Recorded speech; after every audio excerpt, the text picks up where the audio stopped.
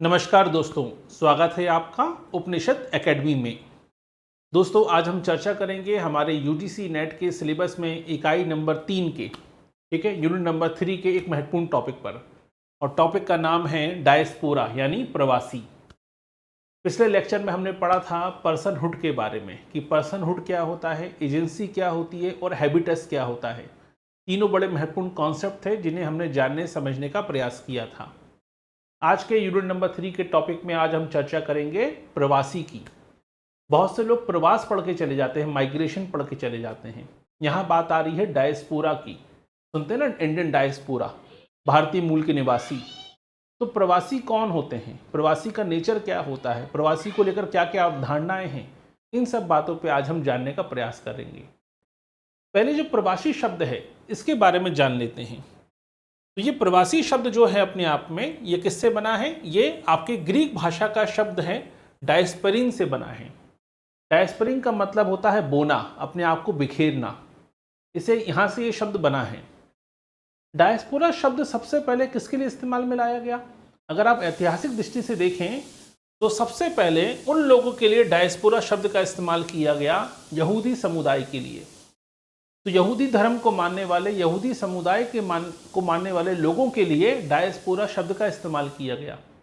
जिन यहूदियों को अपनी मुख्य भूमि से बेदखल कर दिया गया था, जिस यहूदी समुदाय को अपने मुख्य भूमि से, अपने होमलैंड से इनको निष्कासित कर दिया गया था, उन यहूदियों के लिए डायस्पोरा शब्द का इस्तेमाल किया गया।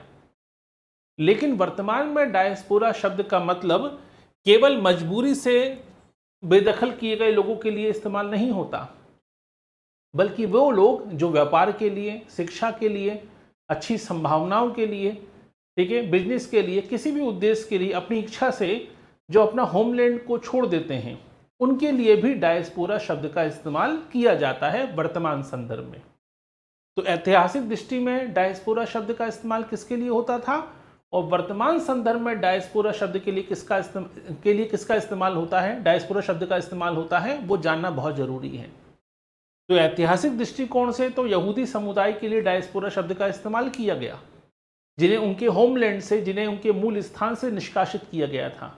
लेकिन वर्तमान में भारत में वो लोग, जो लोग विदेशों में पढ़ना जाना चाहते हैं, वहीं बस जाते हैं, वहीं नौकरी करते हैं, वहीं जॉब करते हैं, वहीं उन्होंने अपना बिजनेस क्रिएट कर लिया है, उनके लिए भी डायस्पोरा शब्द का इस्तेमाल होता है। लेकिन फिर भी अगर हम डायस्पोरा का या प्रवासी की परिभाषा को स्पष्ट करने का प्रयास करें तो सबसे आसान परिभाषा है, यानी ऐसा जनसमूह, क्योंकि डायस्पोरा किसी एक व्यक्ति की बात नहीं होती है, पूरे जनसमूह को रिप्रेजेंट होती है। तो ऐसा जनसमूह जो अपने मातृभूमि से, अपने होमलैंड से को छोड़कर किसी अन्य स्थान पर जाकर बस जाता है, लेकिन फिर भी अपनी मूल संस्कृति, अपनी भाषा, अपनी स्मृति में, अपनी यादों में भावनात्मक रूप से अपने मूल स्थान से, अपनी जड़ों से, अपने पिंड से, अपने होमलैंड से जुड़ा रहता भले ही वो विदेशों में है, लेकिन आज भी अपने मूल स्थान से, अपनी जड़ों से जुड़ा हुआ है, अपनी संस्कृति से जुड़ा हुआ है, अपने खान पान, अपने पहनावे से जुड़ा हुआ है। भावनात्मक रूप से अभी भी उसके मन मस्तिष्क में अपना होमलैंड समाया हुआ है। ऐसे जनसमूह के लिए किसका इस्तेमाल होता है? ऐसे जनसमूह के लिए डायस्पोरा शब्द का इस्तेमाल किया जाता है। यहां तक क्लियर हुआ कि डायस्पोरा है क्या? चलिए आगे बढ़ते हैं। अब विलियम सैफरन ने क्या किया? विलियम सैफरन ने 1991 में इसी डायस्पोरा के लिए, इसी प्रवासी समुदाय के लिए या प्रवासी के लिए, ठीक है, 6 लक्षणों की बात करी है। तो इन्होंने 6 लक्षणों की बात करी और बड़ी अच्छी किताब लिखी। किताब का नाम क्या है? Source diaspora in modern society. इस किताब में इन्होंने 6 लक्षण बताए हैं किसी भी डायस्पोरा सोसाइटी के लक्षण क्या होते हैं। पहला लक्षण होता है कि डायस्पोरा सोसाइटी में अलग अलग इलाकों से, 2 या 2 से अधिक अलग अलग इलाकों से आकर बसे हुए लोग होते हैं। दूसरा, डायस्पोरा सोसाइटी में समूह की एकजुटता होती है।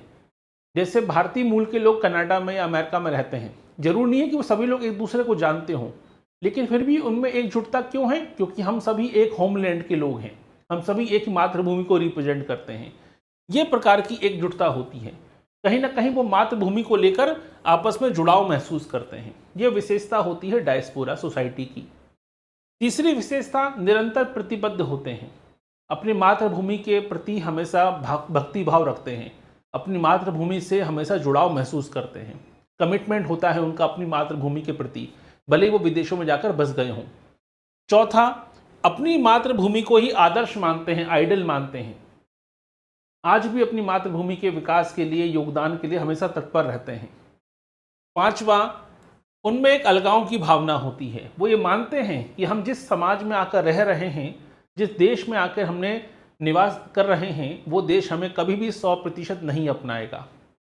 कभी ना कभी हमें हमेशा झंझटों से, कभी ना कभी हमेशा कहीं ना कहीं हमें भेदभाव झेलना पड़ेगा। ये मान के चलते हैं कि हम अपने मूल स्थान से यहाँ आ गए हैं, भले ही हमने खूब पैसा कमा लिया, बड़ा घर खरीद लिया, बिजनेस जमा लिया, लेकिन फिर भी कभी ना कहीं मूल समाज, जो वहाँ का विदेशी समाज है या मूल संस्कृति वाला समाज है, वो हमें एकदम एक्सेप्ट नहीं करेगा। कुछ मामलों में हमें भेदभाव झेलना पड़ेगा। ये इस बात को एक्सेप्ट करता है हमेशा प्रवासी समुदाय या इस हमेशा डायस्पोरा सोसाइटी। और छठवां लक्षण होता है कि इसे हमेशा अपनी यादों में, अपनी मिथकों में, अपनी दिमाग में, स्मृतियों में हमेशा व्यक्ति के, प्रवासी समुदाय के लोगों में हमेशा अपनी मातृभूमि की यादें हमेशा बसी रहती हैं। क्लियर? तो ये विलियम सैफरॉन ने ये 6 लक्षण बताए हैं किसी भी प्रवासी समुदाय के या प्रवासी समूह के, प्रवासी समाज के। क्लियर? तो डायस्पोरा सोसाइटी में रहने वाले लोगों में ये 6 लक्षण देखने को मिलते हैं। अब आते हैं रॉबिन कोहेन। रॉबिन कोहेन ने 1997 में किताब लिखी। किताब का नाम क्या था? Global diaspora. तो यहाँ पर इन्होंने 5 प्रकार के डायस्पोरा की बात करी है, 5 प्रकार के प्रवासियों की बात करी है। पहले प्रवासी हैं पीड़ित प्रवासी, यानी वो लोग जो उत्पीड़न के चलते, हिंसा के चलते इन्हें अपना मूल स्थान छोड़ना पड़ा। दूसरे वो लोग श्रमिक प्रवासी, जो काम की तलाश में अपने मूल स्थान को छोड़कर विदेशों में जाकर बसे हैं। जैसे खाड़ी देशों में बहुत से मजदूर रहते हैं भारतीय, क्योंकि भारत में उन्हें काम नहीं मिला तो खाड़ी देशों में जाकर काम कर रहे हैं, वहीं रहते हैं। तीसरा, व्यापारिक प्रवासी या ट्रेडर जो डायस्पोरा हैं, जो बड़े बड़े उद्योगपति हैं या व्यापारी हैं जो ट्रेडिंग करते हैं, ठीक है, बड़े कारोबार से जुड़े हुए हैं, विदेशों में उनका कारोबार फैला हुआ है, वो लोग विदेशों में ही रहते हैं। ये होते हैं ट्रेडर प्रवासी या ट्रेडर आपके डायस्पोरा। चौथे हैं साम्राज्यवादी प्रवासी।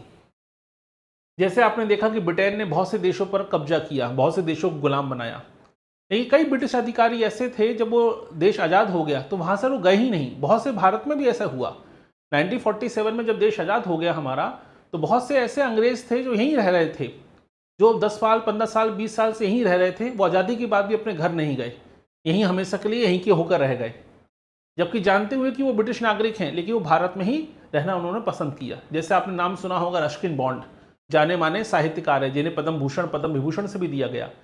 वो यहाँ पर आए थे, फिर यहीं रह गए हमेशा के लिए। तो ये कौन होते हैं? ये होते हैं औपनिवेशिक प्रवासी। और फिर होते हैं द्विक्षेत्रीय प्रवासी, यानी इस प्रकार के डायस्पोरा जो किसी अपनी मर्जी से बंजारों की तरह घूमते रहते हैं। जैसे आपने देखा जिप्सी हैं, रोमा हैं, ये वो समुदाय के लोग हैं जो एक जगह पर टिकते ही नहीं हैं, अपने मूल स्थान को छोड़कर कहीं ना कहीं यात्राओं से आगे पहुंच चुके हैं। इनके आने वाली पीढ़ियां दूसरी जगहों पर निवास कर रही हैं। इसे कहते हैं द्विक्षेत्रीय प्रवासी। तो 5 प्रकार के प्रवासियों के बारे में बताया रॉबिन कोहेन ने अपनी किताब ग्लोबल डायस्पोरा में। क्लियर? अब आते हैं प्रवासी की पहचान को लेकर सिद्धांत डेवलप किया। किसने?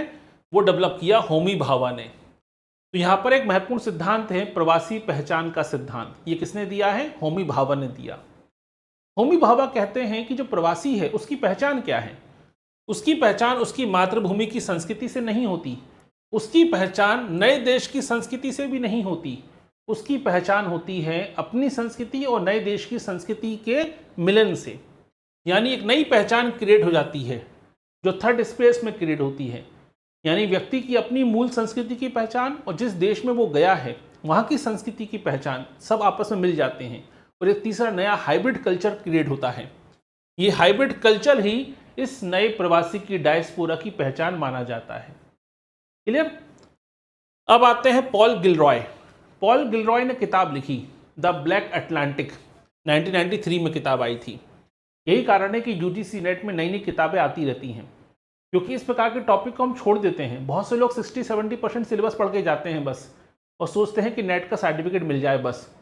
नेट का सर्टिफिकेट हज़ारों लोगों को मिल जाएगा, हर साल 50 लोग बैठे हुए हैं नेट निकाल के, लेकिन असिस्टेंट प्रोफेसर क्यों नहीं बन पा रहे हैं? क्योंकि आप केवल सिलेक्टेड चीज़ें पढ़ के जाते हैं, सारा सिलेबस कवर करके नहीं जाते हैं। तो नेट का सर्टिफिकेट लेने से नौकरी नहीं मिलेगी। असिस्टेंट प्रोफेसर में नॉलेज का काम होता है, वहाँ कंपटीशन कड़क हो जाता है, थोड़ा सा कठोर हो जाता है। तो ऐसे में पूरा सिलेबस अच्छे से पढ़िए।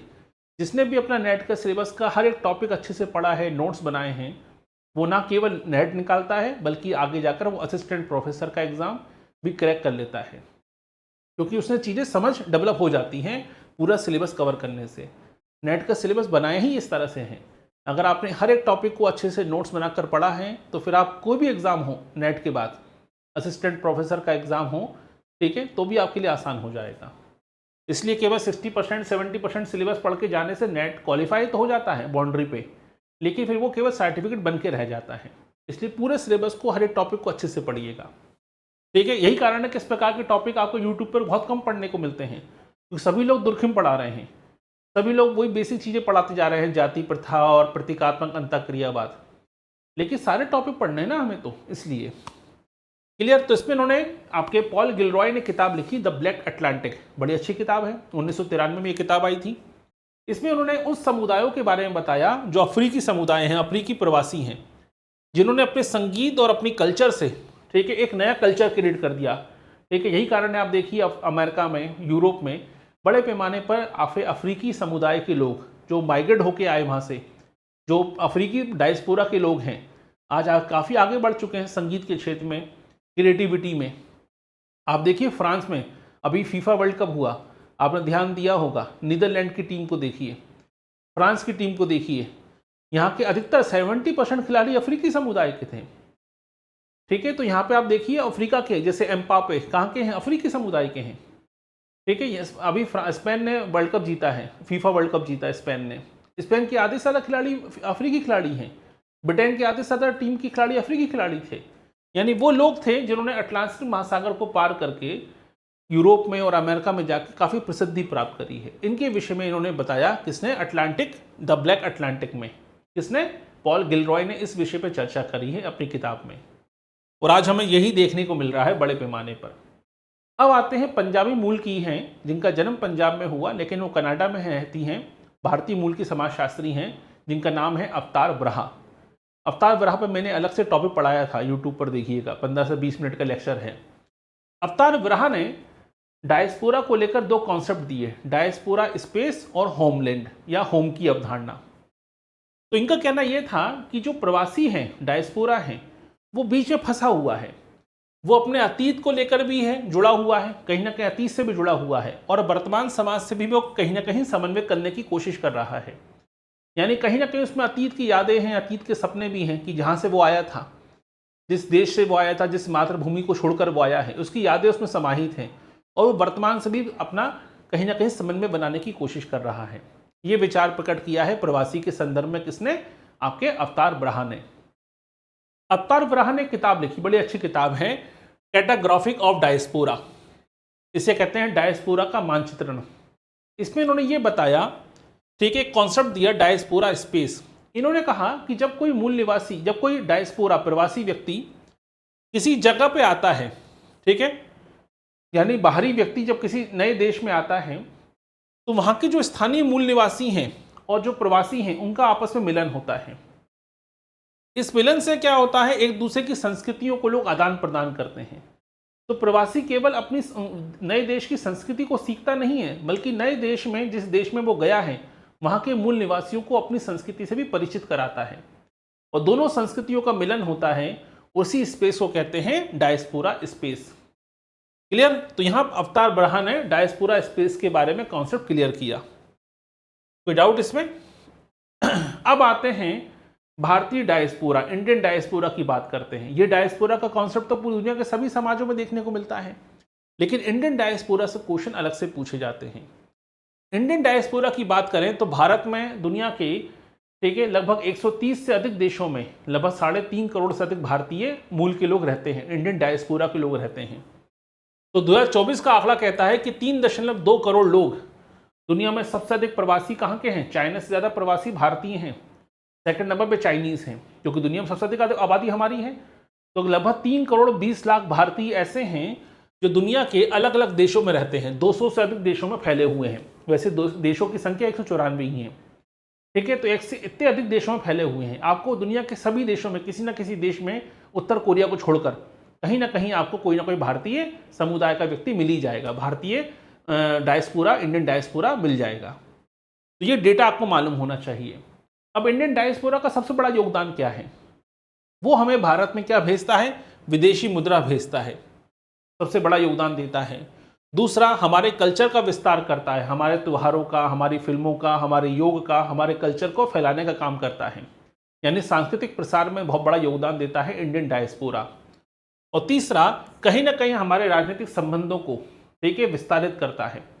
आपने देखा कि अमेरिका में चुनाव हुए तो अमेरिका में डोनाल्ड ट्रंप को भी इंडियन कम्युनिटी के सपोर्ट की आवश्यकता महसूस हुई, क्योंकि उन्हें मालूम है इंडियन कम्युनिटी वहाँ बड़ी मात्रा में रहती है, उनके वोट बैंक भी बड़े महत्वपूर्ण होते हैं, ठीक है। बराक ओबामा ने भी देखिए दिवाली मनाना शुरू करी थी व्हाइट हाउस में, क्योंकि मालूम है कि इंडियन डायस्पोरा वहाँ पे काफ़ी इकोनॉमिक रूप से काफ़ी सक्षम है, ठीक है। बड़े पैमाने पर भारत से बच्चे अमेरिका पढ़ने जाते हैं, अमेरिका में कई लोग जॉब करते हैं, वहाँ की IT कंपनी का पूरा गढ़ है भारत, भारतीय मूल के लोग जो हैं। तो ऐसे में कहीं ना कहीं ये डायस्पोरा हमारे लिए राजनीतिक संबंध और कूटनीतिक संबंध बनाने में भी अहम भूमिका निभाता है, ठीक है। अब यहाँ पे बात आती है विजय मिश्रा। विजय मिश्रा ने क्या किया कि ओल्ड डायस्पोरा और न्यू डायस्पोरा के बीच का तुलनात्मक अध्ययन किया कि जो पुराने डायस्पोरा थे वो औपनिवेशिक काल में यहाँ से गए थे। तो औपनिवेशिक काल में क्या हुआ था? गिरमिटिया पद्धति, अभी हम पढ़ेंगे इसके बारे में। गिरमिटिया पद्धति के चलते कारण क्या था, थोड़ा समझ लीजिए। जब दास प्रथा का अंत हो गया तो अफ्रीका से दासों को ले जाना, यहाँ से वहाँ ले जाना वर्जित हो गया पूरे दुनिया में। तो ब्रिटिश कंपनी ने क्या किया, ब्रिटिश ईस्ट इंडिया कंपनी ने, ब्रिटिश सरकार ने भारतीय जो मजदूर थे जिन्हें गिरमिटिया पद्धति एग्रीमेंट होता था, उस गिरमिटिया पद्धति के चलते बड़े पैमाने पर Fiji, Trinidad, Guyana, Malaysia, Mauritius, इन देशों में गन्ने की खेती कराने के लिए, रबड़ की खेती कराने के लिए बड़े पैमाने पर भारतीय जो मजदूर थे उन्हें ले जाया गया। तो ये कहलाते हैं पुराने डायस्पोरा। और वर्तमान के नए डायस्पोरा कैसे हैं? वर्तमान के जो नए डायस्पोरा हैं वो टेक्निकल लोग हैं, तकनीकी पेशेवर लोग हैं, डॉक्टर, इंजीनियर हैं, IT इंजीनियर हैं। ये वो लोग हैं जो वर्तमान में अमेरिका, UK, कनाडा, खाड़ी, दुबई जैसे देशों में जाकर बस रहे हैं। तो जो ओल्ड डायस्पोरा थे वो मजबूरी की तलाश में गए थे, रोजगार के लिए गए थे। और वर्तमान जो डायस्पोरा है ये भी रोजगार के लिए गए हैं, लेकिन ये प्रोफेशनल लोग हैं, ये खेती बाड़ी के लिए नहीं गए हैं, ये IT कंपनी को संभालने के लिए गए हैं। ये प्रोफेशनल लोग हैं जो वर्तमान में आज भी विदेशों में जाकर बसने की कोशिश कर रहे हैं। आपने देखा ही होगा पिछले साल 2 लाख भारतीयों ने अपनी नागरिकता छोड़ दी। क्यों? क्योंकि वो 2 लाख भारतीय वो लोग हैं जिनकी इनकम 5 करोड़ से अधिक की है इंडिया में, और जिनके पास अच्छा खासा पैसा है लेकिन अच्छी लाइफस्टाइल जीनी है, उनके बच्चे अच्छी लाइफ जिए। तो 2 लाख भारतीयों ने पिछले साल भारत की नागरिकता छोड़ी है, पासपोर्ट सबमिट कर दिया कि हम यहाँ के नागरिक अब नहीं रहना चाहते। पूरा इन्वेस्टमेंट कहाँ कर दिया? विदेशों में किया है। तो कहीं ना कहीं नए प्रकार के डायस्पोरा कैसे हैं और पुराने डायस्पोरा कैसे थे, ये क्लियर होना चाहिए, ठीक है। अब आती है, अभी आपने देखा गिरमिटिया मजदूर प्रणाली।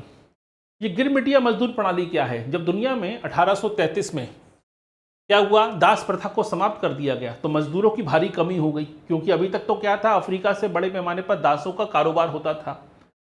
अब यहाँ पे समस्या आ गई कि यूरोप में और नए नए उपनिवेशों में काम करने वाले मजदूरों की संख्या, समस्या पैदा हो गई। अब अफ्रीकी मजदूरों को वहाँ ले जाना संभव नहीं था दासों बनाकर। तो ऐसे में क्या हुआ, 5-5 साल का एग्रीमेंट करके भारत ने बड़े पैमाने पर बंगाल से, बिहार से, उत्तर प्रदेश से, ठीक है, उड़ीसा से, बड़े पैमाने पर यहाँ से 5-5 साल का एग्रीमेंट करके मजदूरों को ले जाया गया, ठीक है, जिन्हें समुद्री यात्राएं कराकर Mauritius, Trinidad, Suriname, Guyana, South America यहाँ बसाया गया, यहाँ ले जाया गया गन्ने की खेती कराने के लिए, ठीक है, चावल की खेती कराने के लिए, रबर की खेती कराने के लिए, ठीक है, नील की खेती कराने के लिए बड़े पैमाने पर मजदूरों को ले जाया गया, ठीक है। जब देश आज़ाद हो गया, लेकिन वो 2 से 3 पीढ़ी वहाँ पर रह चुके थे, 1833 की बात हो रही है।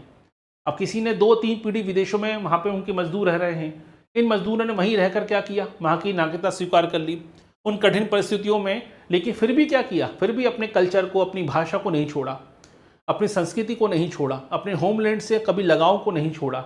यही कारण है, आप देखिए मलेशिया में, मॉरिशस में देखिए, ठीक है, ट्रिनिडाद टोबैगो में देखिए, बड़े पैमाने पर आप फिजी में देखिए, ठीक है, आपके भारतीय मूल के लोग आज बड़े पैमाने पर रहते हैं, दिवाली होली त्यौहार मनाते हैं।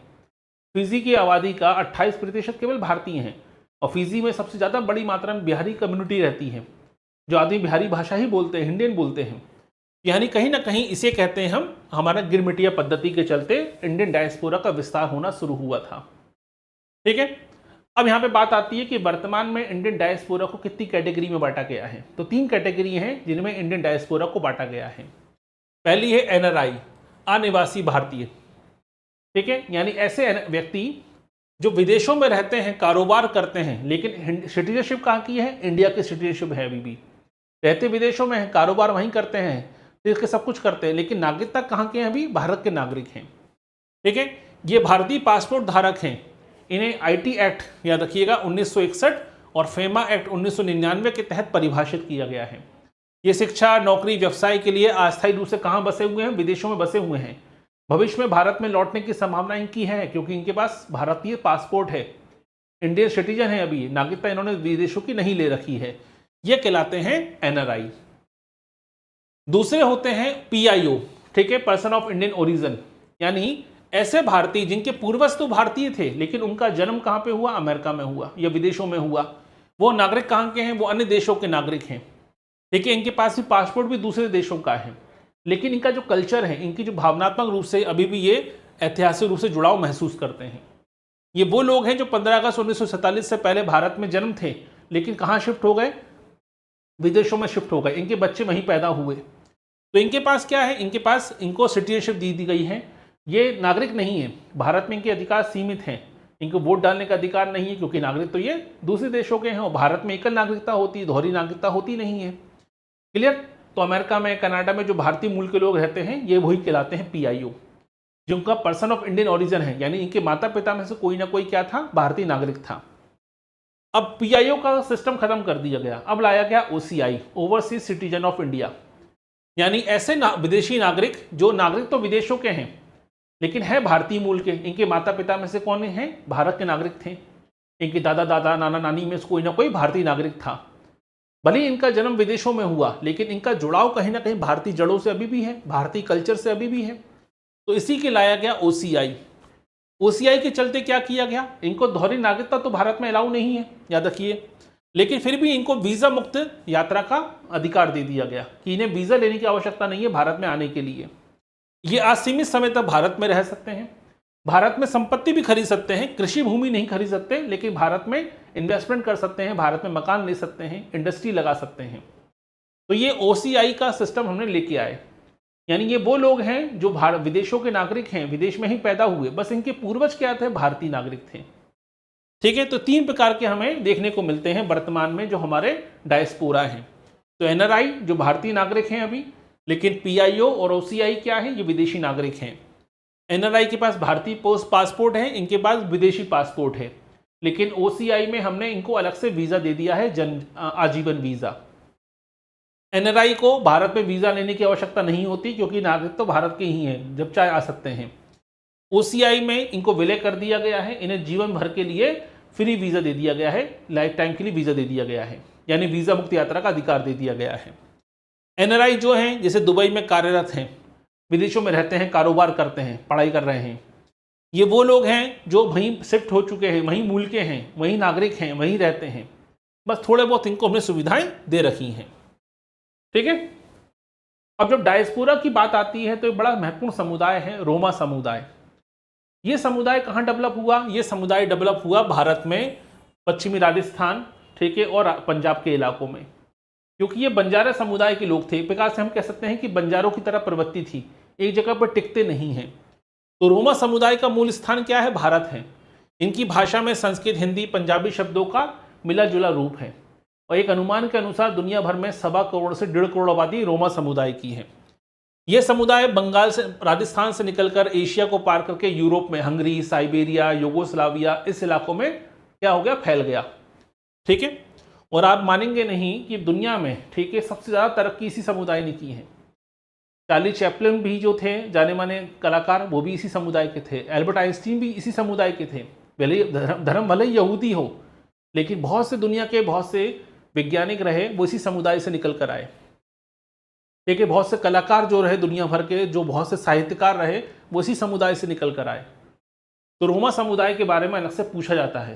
तो दुनिया भर में रोमा समुदाय फैला हुआ है। रोमा समुदाय सबसे ज़्यादा क्रिएटिव माना जाता है, नॉलेजेबल पर्सन माना जाता है, लेकिन ये इनकी उत्पत्ति कहाँ से हुई? भारत से हुई है। अब आते हैं जिप्सी। कई बार आपने सुना होगा जिप्सी। तो वैसे तो जिप्सी को कहीं ना कहीं अनैतिक तरीकों से लिया गया, जिप्सी कल्चर को, ठीक है, कि वो शराब में डूबे हुए हैं, अनैतिक लोग होते हैं, लेकिन ऐसा नहीं था।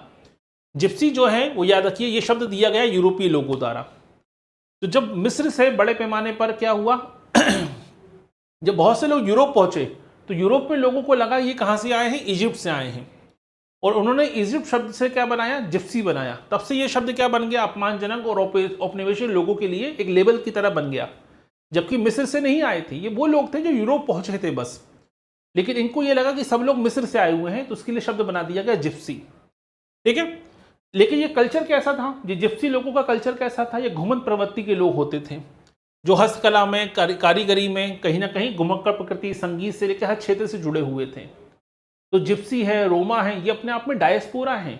ये किसी एक जगह पर टिके ही नहीं, इनको गलत तरीके से ट्रीट किया गया। रोमा समुदाय तो फिर भी फैल गया, जिप्सी समुदाय को तो औपनिवेशिक काल के समय एक लेबल की तरह माना गया, इन्हें अनैतिक माना गया, इन्हें समाज विरोधी और एंटी सोशल की तरह दर्जा दिया गया। और आज भी कई लोग कहते हैं जिप्सी कल्चर है, ये तो जिप्सी हैं, जबकि जिप्सी एक समुदाय नहीं है। जिप्सी उन घुमक्कड़ लोगों का समूह है जो एक जगह पे कभी टिके ही नहीं। ठीक है, तो ये है डायस्पोरा वाला टॉपिक। प्रवासी का टॉपिक क्या है? तो डायस्पोरा क्या होता है, किन लोगों को डायस्पोरा कहते हैं, ठीक है, डायस्पोरा की कैटेगरी कितनी है, डायस्पोरा के लक्षण क्या हैं, और इंडियन डायस्पोरा के बारे में आप क्या जानते हैं, एनआरआई, पीआईओ और ओसीआई में क्या डिफरेंस होता है। ठीक है, अवतार ब्रहा ने किस प्रकार से इसे देखा है, होमी भाभा ने किस प्रकार से इसे देखा है। तो सारे विचार क्रिएट होने चाहिए प्रवासियों को लेकर। यहाँ बात प्रवासी की हो रही है, प्रवास की नहीं हो रही है। तो बहुत से लोग केवल हिंदी पढ़ते हैं, प्रवासी और माइग्रेशन वाला टॉपिक पढ़ के चले जाते हैं। इंग्लिश शब्द पढ़िए सिलेबस में, उसमें लिखा है डायस्पोरा, यानी वो लोग जो अपनी मूल स्थान को छोड़कर किसी दूसरी जगह पर शिफ्ट हो गए हैं, लेकिन आज भी अपनी भावनात्मक रूप से, अपने खान पान से, अपनी पहनावे से, अपनी संस्कृति से, अपने त्योहारों से आज भी होमलैंड या मूल स्थान से जुड़े हुआ महसूस करते हैं। ऐसे लोगों के लिए डायस्पोरा शब्द का इस्तेमाल होता है। ठीक है, क्लियर यहाँ तक? तो ये बड़ा महत्वपूर्ण टॉपिक था, पढ़ना बहुत जरूरी है। 30-35 मिनट का ये लेक्चर है, छोटे छोटे लेक्चर से ही आपका पूरा यूजीसी नेट का सिलेबस कवर हो जाता है। तो यूनिट नंबर 3 का ये महत्वपूर्ण टॉपिक था। अगर आप ज्वाइन करना चाहें यूजीसी नेट का हमारा बैच, जो दिसंबर 2026 के लिए शुरू हो चुका है 6 जुलाई से, ठीक है, कई सारे टॉपिक इसमें कवर हो चुके हैं। अभी 2 यूनिट चल रही हैं, क्योंकि 15 से 20 दिन में एक यूनिट, 2 यूनिट कवर होती जाती हैं। क्लियर यहाँ तक? अगर आप ज्वाइन करना चाहें तो ज्वाइन कर सकते हैं। आपके टैबलेट पर, आपके लैपटॉप पर, आपके मोबाइल पर, ये तीनों ही जगह पर ये कोर्स चलता है। किसी भी एक डिवाइस में आप कोर्स को एक्टिव कर सकते हैं। iOS के लिए हमारी एप्लीकेशन अभी काम नहीं करती है। जिनके पास आईफोन है या जिनके पास एप्पल का टैबलेट है या आईपैड है, उस पर ये काम नहीं करती है। लेकिन अगर आपके पास एंड्रॉयड टैबलेट है, अगर आपके पास एंड्रॉयड मोबाइल है, अगर आपके पास लैपटॉप है, ठीक है, किसी भी कंपनी का, तो आप वेबसाइट के माध्यम से, एप्लीकेशन के माध्यम से कोर्स ज्वाइन कर सकते हैं। तो हमारा बैच शुरू हो चुका है। दूसरी महत्वपूर्ण बात, पुराने कोर्सेज में हमारी प्रिंट सुविधा नहीं थी, लेकिन जब नए कोर्स शुरू हुए हैं उसमें हमारी प्रिंट सुविधा आपको मिलेगी। PDF प्रिंट की सुविधा आपको उपलब्ध कराई गई है। ठीक है, लेक्चर होता है, लेक्चर के बाद PDF अपलोड कर दी जाती है। आप PDF से नोट्स बना सकते हैं, या प्रिंट आउट निकालना चाहें तो प्रिंट आउट भी निकाल सकते हैं। वीडियो डाउनलोड नहीं होते हैं हमारे सिस्टम में, लेकिन PDF डाउनलोड होती है और प्रिंट आउट निकाल सकते हैं आप। ठीक है, तो अगर आप ज्वाइन करना चाहें तो ज्वाइन कर सकते हैं। कोई समस्या है तो आप संपर्क कर सकते हैं इस नंबर पर। चलिए, तो मुलाकात होगी आपसे अगले लेक्चर में। अगले लेक्चर में हम चर्चा करेंगे कानून और रीति रिवाज क्या होते हैं। तो यूनिट नंबर 3 का बड़ा महत्वपूर्ण टॉपिक है कानून एवं रीति रिवाज। इस विषय पर हम अगले लेक्चर में चर्चा करेंगे। बने रहिए हमारे साथ। मुलाकात होगी आपसे अगले लेक्चर में। बहुत बहुत धन्यवाद।